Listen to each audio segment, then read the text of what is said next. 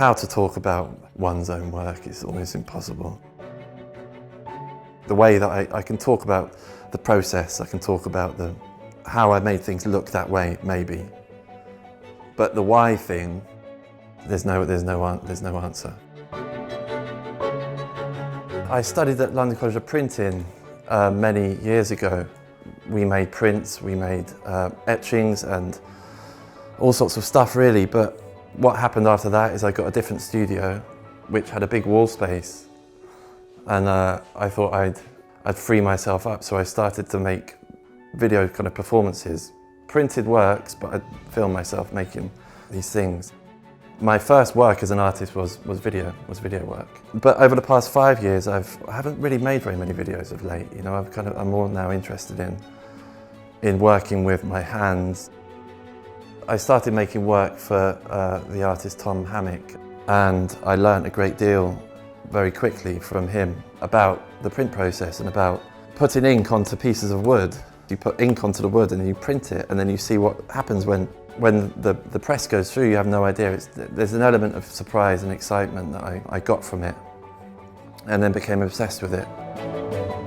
I start with a small drawing, and I take a photograph of the drawing itself, and then I put it onto my computer screen, and then I put tracing paper on the screen, and I'll trace the image, and then I'll reverse that image onto a piece of wood, and then I'll carve the wood, and then I'll print it.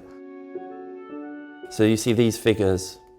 I had a title in mind at the very beginning, 3 figures waiting for something good to happen. The shape of those figures is exactly the same as the shape that I ended up jigsawing with a piece of wood. So essentially that's how these prints are made.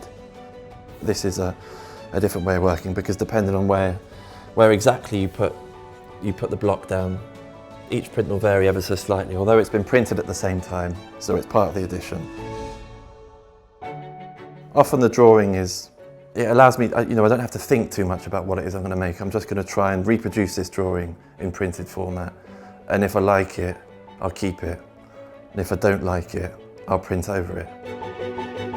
The smaller prints here have probably got about sort of 10 or 15 layers of ink, and lots of things which have been covered up or painted over. The bits that kind of resonate with me, I'll keep for something else. Figures holding hands, figures running, ladders.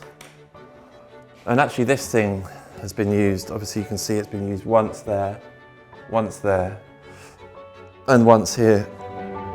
It's a process. Everything kind of makes itself in a weird way. Even when I just see these on the floor, it gives me ideas about backgrounds and piecing things together. You start to see things. They present themselves to you. That's how fun it is. It's fun. I'd ink everything, I'd print it. I'd go home, I'd spend the week doing other stuff. And then I'd come back in and I'll figure things out. I'll join things up. I'll form something.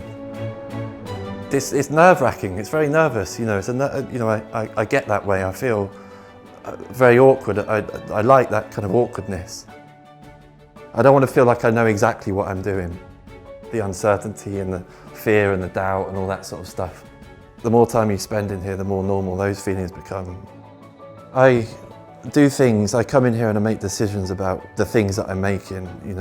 And it sounds very simple, but it's like that. I can do anything I want in here, because nobody else is here to tell me that I should or I should not, and it feels like I feel safe in here.